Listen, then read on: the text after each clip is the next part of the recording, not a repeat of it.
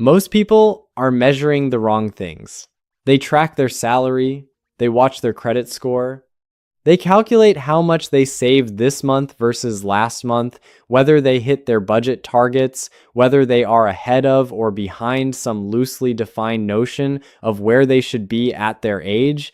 These are not useless measurements, but none of them are the measurements that actually determine whether someone builds lasting wealth or spends their entire working life earning well and arriving at retirement with less than they expected and no clear understanding of why. There are 3 specific financial milestones that function as genuine decision points in a person's wealth trajectory. Not goals in the motivational sense, not aspirational targets designed to inspire effort. Decision points in the mathematical and structural sense, where crossing them changes the rules of how money works in your life, and failing to cross them keeps you operating under a set of constraints that no amount of income, growth, budgeting discipline, or investment knowledge can fully overcome. 2 people, same neighborhood, same approximate income of $52,000 annually, both 31 years old. In 14 years, one of them will have a net worth north of $400,000 and a financial life that feels for the first time genuinely under her control. The other will have a net worth of approximately $60,000, will be earning more than he earns today, and will be unable to explain the gap despite having made no obvious financial catastrophes along the way. The explanation lives entirely in these 3 milestones, whether they were crossed, when they were crossed, and what happened at each one. Hi, my name is Anderson, and today I want to show you exactly what these 3 milestones are, why each one changes your financial reality in a specific and irreversible way, and what the person who crosses all 3 does differently from the person who circles them indefinitely without ever stepping through. Milestone 1, the 0 line. The first milestone is the one that sounds the least impressive and carries the most structural weight of any financial threshold a person will ever cross. It is not a savings balance. It is not an investment account target. It is the elimination of all high-interest consumer debt and the specific moment when your net worth crosses from negative to 0 for the first time in your adult financial life. Most financial content skips past this milestone in a hurry to get to the more photogenic territory of investment accounts and compound growth. And that impatience is part of why so many people carry consumer debt for decades while simultaneously trying to build wealth on the other side of their balance sheet, a structural contradiction that quietly bleeds more money than most people ever calculate.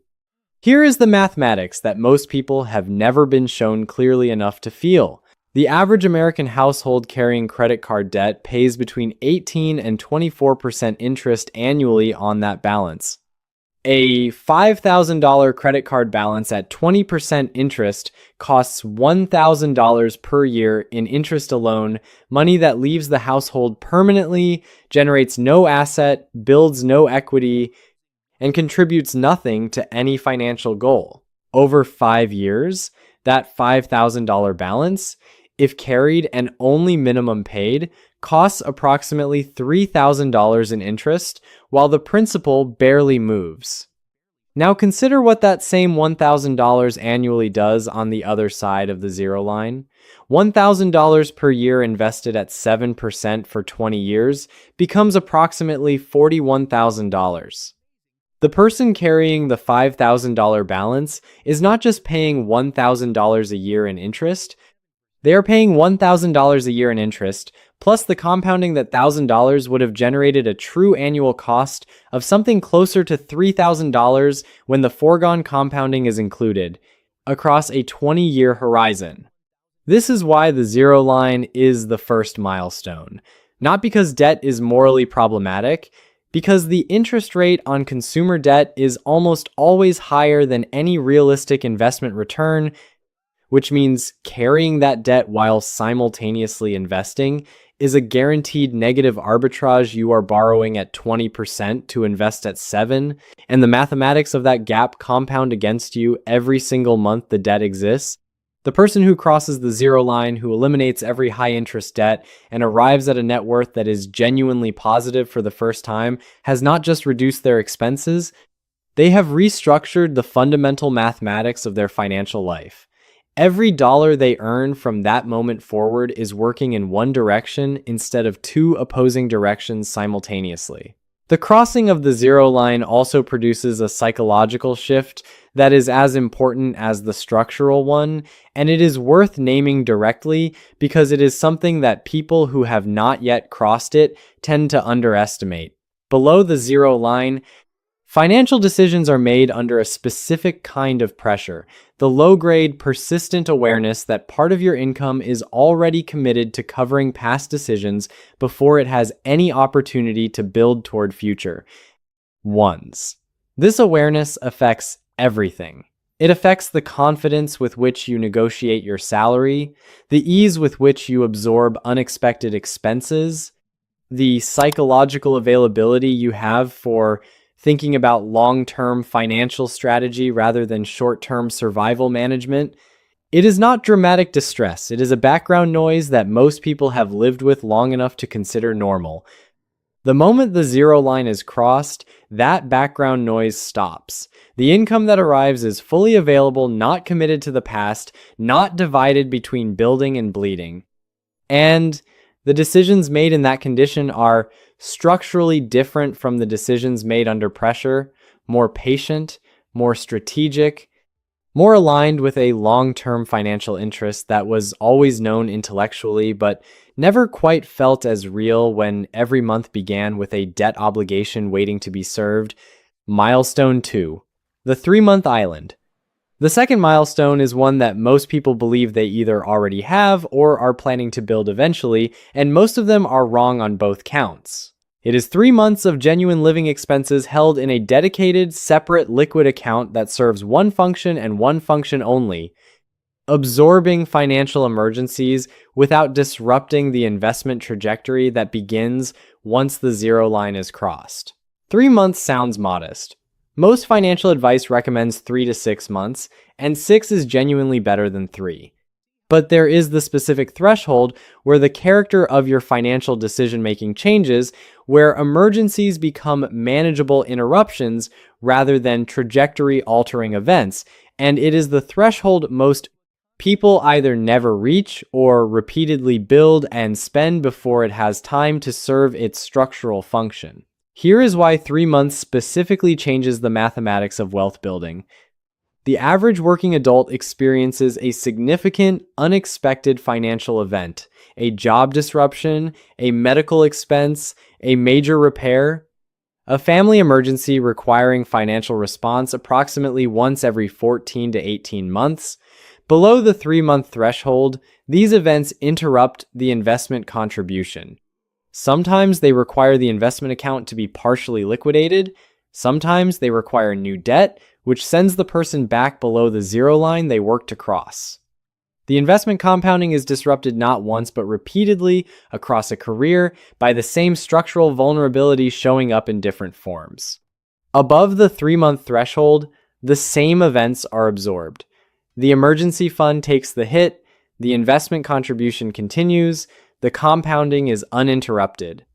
And the mathematical difference between a compounding trajectory that is interrupted every 14 months and one that runs continuously for 20 years is not incremental. On a $500 monthly contribution at 7%, the difference between continuous compounding and compounding that is interrupted and reset every 14 months is approximately $90,000 over 20 years. The 3-month island does not just provide security, it protects the compounding engine that builds the actual wealth. If this is showing you something about your own financial position that you have not seen clearly before, take 2 seconds and hit the like button. It helps this reach more people. There is a specific mistake that people make when building the 3-month island that costs them significant time and undermines the milestone's protective function, and I want to name it directly because it is more common than it should be. The mistake is building the emergency fund and the investment account simultaneously at equal priority before either is complete. The logic feels sound, diversifying effort across both goals, making progress on 2 fronts at once. The mathematical reality is that a partial emergency fund provides partial protection, which means the investment account it is supposed to protect remains vulnerable to disruption throughout the building period. The investor who splits contributions between an incomplete emergency fund and an investment account will have their investment account disrupted by an emergency before the emergency fund is large enough to absorb it. Guaranteed, given the frequency with which financial emergencies occur, and the disruption will cost more in foregone compounding than the investment contributions made during the split priority period would have generated. The sequence that actually works is sequential rather than parallel.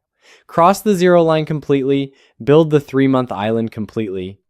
Then direct the full contribution capacity toward the investment account, which can now run continuously because the structural vulnerability has been eliminated rather than partially addressed. And if you're finding real value here, consider subscribing. Every week I make content like this, honest, specific, and built around how wealth actually gets built rather than how it looks like it gets built from the outside. Milestone 3. The irreversible line. The third milestone is the one that most financial content gestures toward without ever defining precisely enough to be useful. It is the point at which your investment portfolio generates enough annual return that your financial trajectory becomes, for the first time, genuinely difficult to reverse through ordinary life circumstances. For most people, this threshold falls somewhere between $80,000 and $120,000 in invested assets, depending on contribution rate, expense structure, and the stability of the income supporting the portfolio. At $100,000 invested, a 7% annual return generates $7,000, nearly $600 monthly from the portfolio alone. That is not financial independence. It is not retirement. But it is the specific threshold where the portfolio has developed enough momentum that temporary income disruptions, contribution pauses, or life transitions no longer have the power to permanently derail the wealth trajectory. Below this threshold, the portfolio is almost entirely dependent on contributions. Stop contributing for 6 months, and the portfolio barely moves. Experience a significant market decline, and the contributions are the primary recovery mechanism. The portfolio at this stage is less an independent entity and more an extension of your monthly discipline, valuable, but fragile in the specific sense that it requires continuous human input to maintain its forward motion. Above the irreversible line, the portfolio has developed what I call structural inertia. At $100,000, generating $7,000 annually, even a complete 6-month contribution pause produces a portfolio that has still grown by $3,500 from its own returns. A 20% market correction reduces the balance by $20,000, on paper a significant number, but the portfolio's own annual return, once the correction recovers, adds $7,000 back without a single additional contribution from you. The portfolio has become resilient in a way it simply was not at $20,000 or $40,000. It can absorb disruption without losing its trajectory. This is the milestone that makes the 14-year gap between the two people I described at the beginning of this video fully explicable. The person with $400,000 at 45 crossed all 3 milestones in her early 30s, in sequence, with a clear understanding of what each one did to the structural reality of her financial life. The person with $60,000 crossed none of them, completely carrying residual consumer debt through his 30s, maintaining an inadequate emergency fund that was repeatedly depleted, and contributing to an investment account that was too frequently disrupted to build the inertia that makes compounding transformative rather than merely interesting. Here is what to do with this before the week ends. Identify which of these 3 milestones you have genuinely crossed and which ones you are still approaching, not approximately specifically. Add up every high-interest debt balance and compare it to your liquid savings. Calculate your actual monthly living expenses and multiply by 3. Look at your investment account balance and calculate what 7% of that number is annually. These three calculations tell you exactly where you are in the milestone sequence and what the next genuine priority in your financial life actually is. If you are below the zero line, calculate the month and year when your current debt payoff rate eliminates the last high interest balance. If that date is more than 18 months away, evaluate whether a temporary aggressive payoff, redirecting every available dollar toward debt elimination rather than splitting between debt and saving, would accelerate the crossing enough to justify the short-term sacrifice. If you are above the zero line but below the 3-month island, open a dedicated high-yield savings account this week, separate institution, no debit card, and automate a transfer that completes the 3-month balance within 12 months. Make this the single financial priority until it is done. If you have crossed both the zero line and the 3-month island, calculate your distance from $100,000 in invested assets and your current timeline to reach it. If the timeline exceeds 5 years at your current contribution rate, evaluate whether a contribution increase of even $50 to $100 monthly would meaningfully compress it, because the compounding difference between reaching the irreversible line at 38 versus 42 is not 4 years of returns.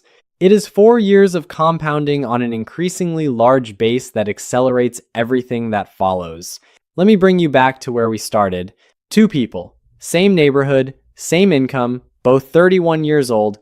14 years later, a gap in net worth of $340,000 appears from the outside to require a complex explanation.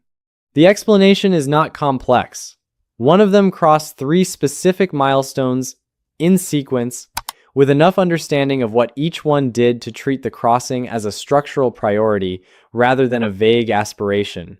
She eliminated the debt that was bleeding money in 2 directions simultaneously.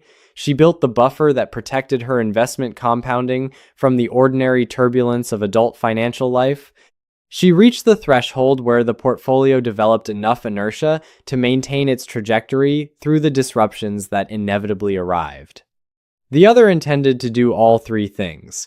He read about them, understood them intellectually, and made partial progress toward each of them simultaneously, never quite crossing any of them fully, never experiencing the specific structural shift that each milestone produces, and arriving at 45 with a financial life that looks busy and responsible from the outside, but has been quietly operating under constraints that were never permanently resolved. 3 milestones, not 10. Not a complex system requiring financial sophistication or above-average income. 3 specific thresholds, crossed in sequence, that permanently change the rules under which your money operates. You know which one is next for you. The question is simply whether you treat crossing it as the genuine financial priority it is, or whether you continue making progress toward all 3 simultaneously and arrive years from now wondering why the gap exists. The milestones are not waiting for better circumstances. They are waiting for a decision.